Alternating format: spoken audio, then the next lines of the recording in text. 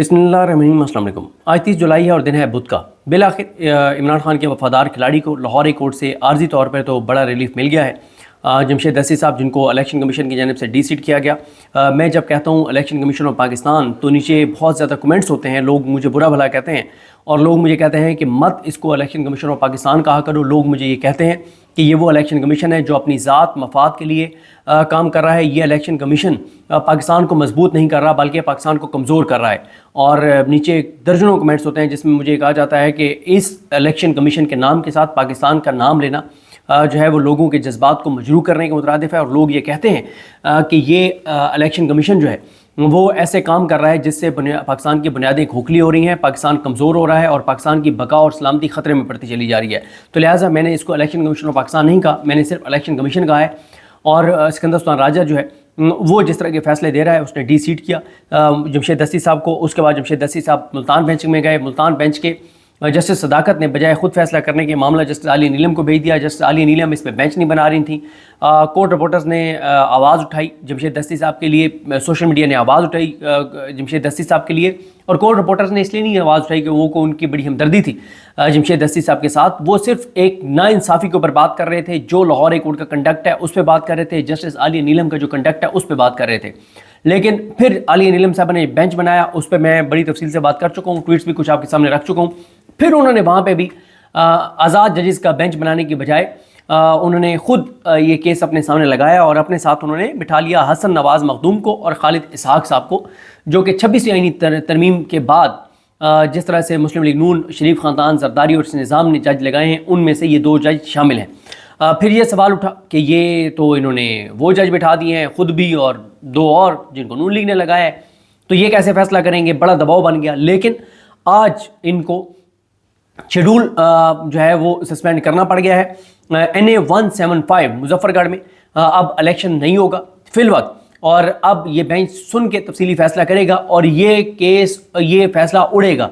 और अगर आज आलिया नीलम साहबा, इसलिए भी इन्होंने ये स्टे दिया है कि अगर आज ये स्टे ना देती तो इस शॉर्ट ऑर्डर को, इस इंटरम ऑर्डर को वो चैलेंज कर सकते थे।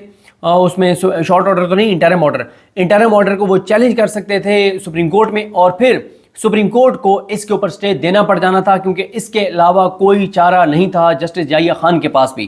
तो बहरहाल जी अब यहाँ पे NA 175 में तो इलेक्शन रुक गया है, लेकिन अब बाकियों का जो है वो शेड्यूल आ गया है और सीटें जो है वो नून लीग और पीपल्स पार्टी को जो है वो मज़ीद दी जा रही, उनको नवाजा जा रहा है। अच्छा, इसकी ना 2 वजूहात हैं। एक वजह तो यह है कि अब इलेक्शन जो है 8 फरवरी के बाद एक बहुत बड़ा बिजनेस बन गया है कुछ लोगों के लिए। कुछ लोगों के लिए ये करोड़ों रुपए की एक सीट का बिजनेस बन गया है। अब उनके मुंह को खून लग गया है। क्यों? अगर मुजफ्फरगढ़ की मिसाल ले लेते हैं, मुजफ्फरगढ़ में अगर इलेक्शन हो जाए, अभी तो रोक दिया, मुजफ्फरगढ़ में इलेक्शन हो जाए तो जमशेद दस्ती साहब की मिसेस को शायद था कि उनको टिकट मिलेगा या उनकी फैमिली में से जिसको भी टिकट मिलता, लेकिन दूसरी साइड वाले को जितवाने के लिए, फॉर्म 47 पे जितवाने के लिए 15 से 20 करोड़ रुपया जो है वो कुछ लोग कमा लेते। 15 से 20 करोड़ रुपया कमा लेते फॉर्म 47 पे जो है वो जितवाने का। तो ये आप ना एक बिजनेस बन गया है कुछ लोगों के लिए पाकिस्तान में इलेक्शन। ये जो 8 फरवरी का इलेक्शन है इसमें अरबों रुपए कमाए गए हैं, अरबों रुपए कमाए गए हैं, अरबों रुपए। आप जब ऑफ द रिकॉर्ड आपके कुछ ऐसे करीबी लोग जो मुस्लिम लीग नून के हैं, पीपल्स पार्टी के हैं, उनसे पूछें, वो आपको हल्फन बताएंगे कि उन्होंने किस शख्सियत को कितने करोड़ रुपए दिए अपनी सीट के लिए। और इतवार के दिन बैंक खुले, पैसा निकलवाए गए और नकद पैसे जो है वो डिलीवर किए गए और करोड़ों, एक सीट के ऊपर 15-15, 20-20 करोड़ रुपए कमाया गया। तो यह बहुत बड़ा कुछ लोगों के लिए बिजनेस बन गया है माल कमाने का। तो अब माल और कहाँ कमाया जाएगा। खैर, एक तो ये एजाज चौधरी साहब की सीट उनको डी-सीट कर दिया ना, तो डिस्क्वालीफाई कर दिया। यहाँ से तो मुस्लिम लीग नून का सेनेटर जो है वो बन जाएगा और जिसको बनाया जाएगा वो उससे तो खैर नून लीग भी माल कमाएगी और कुछ और लोग जिन्होंने ये फैसला करवाया एजाज चौधरी साहब का, वो भी कुछ अपना हिस्सा शायद लें कि हमने ये एजाज चौधरी को डिस्क्वालीफाई करवाया है तो तुम सेनेटर बन रहे हो, शायद वो लोग भी अपना हिस्सा वसूल करें। लेकिन आगे आ रही हैं 4 सीटें जिनके ऊपर बहुत मोटा माल कमाया जाएगा। एक PP 87 मलिक अहमद खान भच्चर साहब, 18 सितंबर को PP 87 मियाँ वाली में इलेक्शन है, ज़िमनी इलेक्शन है। اس پہ بہت موٹا مال کمایا جائے گا. اب یہ وہ سیٹ ہے جہاں پہ 1,07,000 ووٹ لے کے اور ملک احمد خان بچر جیتے ہیں. بات یہ ہے کہ ملک احمد خان بچر جو ہے، اور میں ابھی میری ایک دوست سے بات ہو رہی تھی، میں نے کہا مجھے بتائیں کہ یہ جو اعجاز چودھری صاحب جو ڈسکوالیفائی ہوئے ہیں، ملک احمد خان بچر ہوئے ہیں، احمد چٹھا ہوئے ہیں، عبداللطیف چترالی ہوئے ہیں، میں نے کہا ان کے بعد کیا عمران خان کی پاپولیرٹی کم ہوئی ہے یا بڑھی ہے؟ انہوں نے کہا بڑھی ہے. میں نے کہا اس نظام کی نفرت کم ہوئی ہے یا بڑھی ہے؟ انہوں نے کہا بڑھی ہے. میں نے کہا عدالتوں کی نفرت کم ہوئی ہے یا بڑھی ہے؟ انہوں نے کہا بڑھی ہے. تو انسرٹینٹی میں نے کہا کم ہوئی ہے یا بڑھی ہے؟ انہوں نے کہا بڑھی ہے. تو میں نے کہا کہ اتنی ان کو سمجھ نہیں آتی کہ آپ یہ جو ڈسکوالیفائی کروا رہے ہیں پی ٹی آئی والوں کو، اس سے پی ٹی آئی کی پاپولیرٹی اور بڑھ رہی ہے، لوگوں کی اور ہمدردیاں ان کے ساتھ ہو رہی ہیں، عمران خان کی پاپولیرٹی اور بڑھ رہی ہے. اور پھر اب آپ مجھے بتائیں، ملک احمد خان بچر صاحب ڈی سیٹ ہونے سے پہلے، کنوکٹ ہونے سے پہلے ان کی عزت، احترام اور مقام اور مرتبہ سیاسی طور پہ کہاں تھا اور آج کہاں ہے؟ زمین آسمان کا فرق ہے. پوری دنیا کے اوورسیز پاکستانی، پورے پاکستان کے اندر ملک احمد خان بچر کا اب ایک تعارف ہے، ایک احترام ہے، ایک عزت ہے اس کی کہ وہ عمران خان کے ساتھ کھڑا رہا ہے، لیکن اس نے پیٹھ میں چھلا نہیں گھونپا، غدار نہیں بنا، لوٹا نہیں بنا، گھٹیا اس نے حرکت نہیں کی. جو گھٹیا، لوٹے، غلیظ، خبیث، گندے لوگ جنہوں نے عمران خان کے نام پہ ووٹ لے کے اور اپنے تن من دھن بیچ دیا، اپنا سب کچھ انہوں نے بیچ دیا. لوگ نفرت کرتے ہیں، وہ مسجدوں میں جا کے عید کی نماز نہیں پڑھ سکتے، مسجدوں میں جا کے جمعہ نہیں پڑھ سکتے، یہ ان کی حالت ہے. وہ کسی چوک چوراہے میں ڈھابے پہ بیٹھ کے چائے نہیں پی سکتے، ان کے فیملیز اپنے تعارف نہیں کرا سکتی کہ میں فلاں کا بیٹا ہوں. یہ تو حالات ہیں ان کی. دوسری طرف ملک احمد خان بچر ہے، دنیا میں کہیں بھی جائیں لوگ ان کی رسپیکٹ کریں گے. جمشید دستی جہاں بھی جائے لوگ اس کی عزت کریں گے. احمد چٹھا جہاں بھی جائے لوگ عزت کریں گے. عبداللطیف چترالی جہاں جائیں گے ان کی عزت ہوگی. اعجاز چودھری صاحب کی آنے والی 7 نسلوں کی عزت ہوگی کہ یہ ان کے خاندان سے ہیں. جناب اعجاز چودھری صاحب نے بڑی قربانی دی تھی اس دور کے اندر، وہ کھڑے رہے تھے اور انہوں نے غداری نہیں کی تھی اور ملک کے ساتھ وفادار رہے، تو ان کی عزت ہوگی. اور جو غدار ہوگا اس سے لوگ نفرت کریں گے، اور وہ خود نہیں نکل سکتا. قاضی فائز عیسیٰ کی مثال دیکھ لیں، شکل بدل کے وہ نکل رہا ہے، اگر کہیں نکل بھی رہا ہے. ویسے پوری دنیا میں اس کو وہ نظر نہیں آ رہا، کسی کو پوری دنیا میں نہیں پتا کہ وہ کہاں پہ ہے، اس طرح سے بل میں چھپا ہوا ہے وہ. تو اب دیکھیں یہاں پہ اب ایکٹیویٹیز ہوں گی ان حلقوں کے اندر، اور ایک مومنٹم ہوگا اور چیزیں ہوں گی.